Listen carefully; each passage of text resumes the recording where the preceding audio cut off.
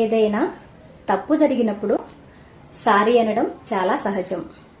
కానీ ఒక్కసారి ఆలోచించండి, అనేది మనం చేసిన తప్పు నుంచి వచ్చిన గిల్ట్ నుంచి, అంటే లోపభారం నుంచి బయటపడడానికి సారీ చెప్తున్నామా, లేక మన వల్ల ఎదుటి వారికి బాధ కలిగిందని వాళ్లకు విలువనిచ్చే ఉద్దేశంతో సారీ చెప్తున్నామా?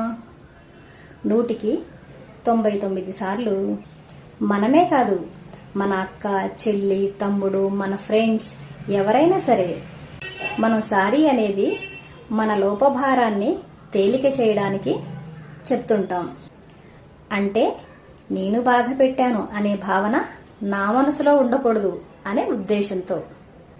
కానీ అసలైన సారీ ఏంటంటే మన వల్ల బాధపడ్డ వ్యక్తికి విలువనిచ్చేలా, వాళ్ళు బాధపడకుండా చూసేలా, మనకు బాధ కలిగిందని వాళ్ళకి అర్థమయ్యేలా చెప్పడం.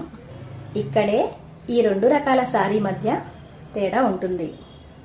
ఒకటి నీవు బాధపడకుండా ఉండేందుకు, మరొకటి వాళ్లకు విలువ చూపించేందుకు. ఈ తేడాని తెలుసుకోండి.